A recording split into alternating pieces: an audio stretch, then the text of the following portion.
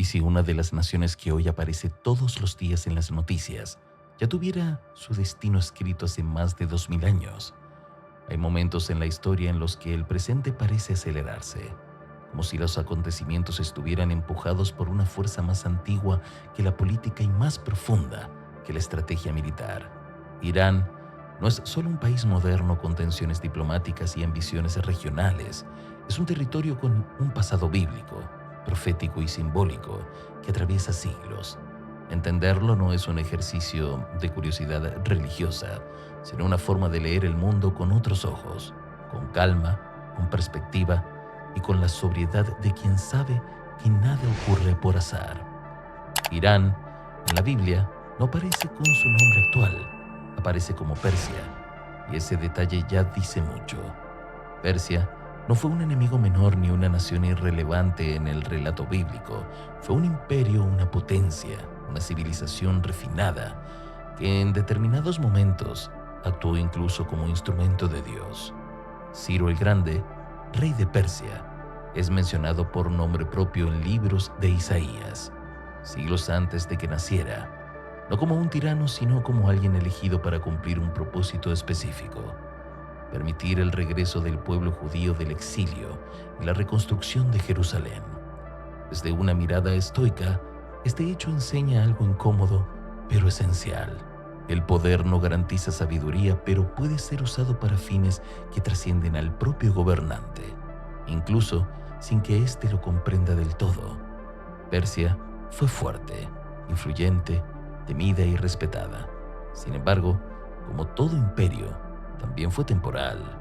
El libro de Daniel la presenta simbólicamente como parte de una secuencia de reinos que se levantan y caen. Primero Babilonia, luego Medo-Persia, después Grecia, más tarde Roma. El mensaje es claro y brutalmente sobrio.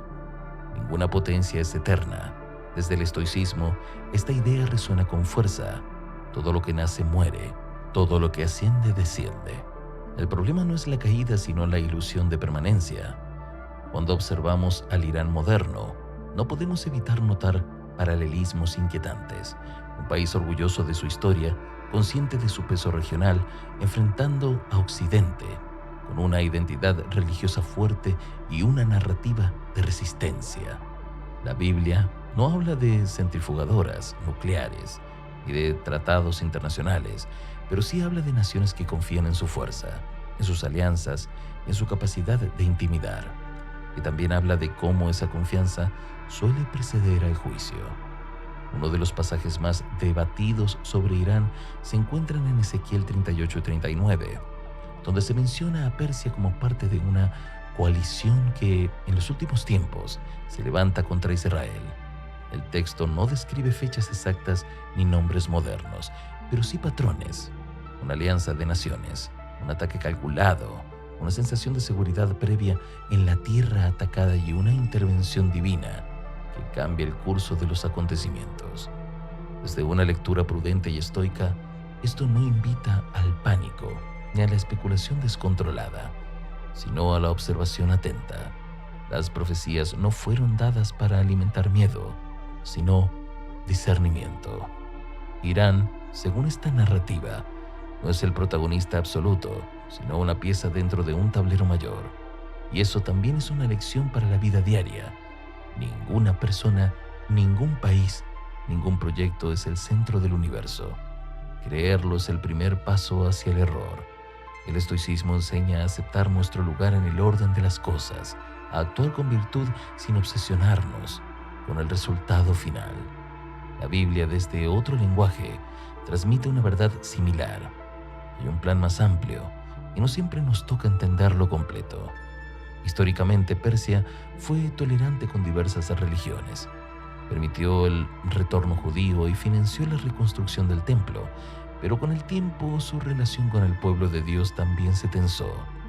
El libro de Esther muestra cómo, dentro del imperio persa, surgió un intento de exterminio contra los judíos. De nuevo, la lección es incómoda. Incluso dentro de sistemas aparentemente justos, el mal puede infiltrarse. La vigilancia interior es tan importante como la vigilancia externa. Cuando hoy se habla de Irán en términos proféticos, muchos caen en el error de reducir todo a fechas, guerras y titulares. Pero el enfoque bíblico es más profundo. No se trata solo de qué hará Irán, sino de qué representa. Representa la persistencia del orgullo humano, la lucha por el control, la tentación de desafiar límites morales en nombre de la seguridad o la grandeza nacional. Y esas tentaciones no son exclusivas de una nación, son universales. El concepto de tiempos finales en la Biblia no es únicamente un calendario apocalíptico, es también un diagnóstico moral. Jesús habló de guerras, rumores de guerras, engaño, endurecimiento del corazón y pérdida de amor. Nada de eso es futurista en el sentido superficial, es profundamente humano y tristemente recurrente. Irán, con su retórica beligerante y su rol geopolítico, encaja en ese escenario, pero no lo define por completo. Desde una perspectiva estoica, la pregunta clave es ¿cuándo ocurrirá todo? Si no, ¿cómo debo vivir sabiendo que todo es frágil? La Biblia responde de manera similar. Velad, sed sobrios, actuad con justicia. El destino de las naciones es importante, pero el carácter del individuo lo es aún más. Mientras los imperios se mueven, el alma se forma. El enfoque futurista no implica ciencia ficción ni fantasía, implica reconocer que la tecnología amplifica las decisiones humanas. Hoy, una mala decisión no afecta solo a una ciudad, sino a regiones enteras. La Biblia habla de destrucciones rápidas, de juicios repentinos, de consecuencias que llegan como ladrón en la noche. En un mundo interconectado, esa descripción resulta inquietantemente plausible. Irán, con su desarrollo tecnológico y militar, se encuentra en una posición donde sus decisiones tienen un peso desproporcionado. Eso lo convierte en un actor profético relevante, no por misticismo, sino por responsabilidad histórica. Sin embargo, el mensaje bíblico no es que Irán esté condenado sin remedio. La Biblia es sorprendentemente consistente en algo. Dios juzga a las naciones, pero también les da oportunidades. Nínive se arrepintió, Babilonia cayó, Persia fue usada para restaurar. El destino no es una línea rígida, sino una trayectoria influenciada por decisiones morales. Desde el estoicismo, esto se traduce en una idea clara. No controlas el mundo, pero sí tus actos dentro de él. Aplicar todo esto a la vida diaria parece a primera vista exagerado, pero no lo es. Cada persona vive su propio fin de los tiempos. Cuando se enfrenta a la pérdida, al fracaso, al cambio abrupto, las profecías enseñan a no aferrarse a lo que se desmorona. El estoicismo enseña a aceptar lo inevitable con dignidad. Ambos coinciden en algo esencial. La preparación interior es más valiosa que cualquier fortaleza externa. Irán seguirá siendo noticia, seguirá generando análisis, temor, debates y teorías. Pero más allá de los titulares, su presencia en la narrativa bíblica nos recuerda que la historia tiene capas, que el pasado habla y que el futuro no es un vacío. No se trata de señalar con el dedo, sino de leer las señales con serenidad.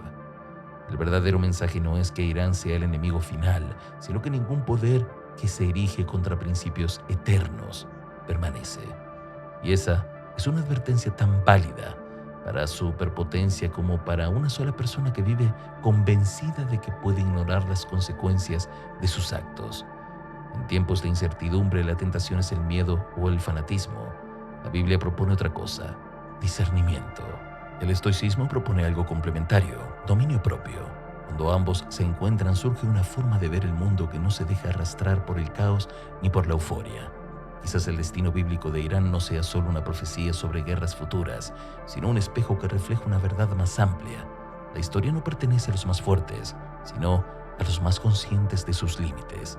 Y entender eso hoy es más urgente que nunca. Si este mensaje habló a tu conciencia, apóyalo con un like, suscríbete y activa la campana para mantenerte atento. Comparte este contenido con quienes necesitan discernir los tiempos y recordar que incluso hoy, la obediencia humilde sigue abriendo el camino al milagro.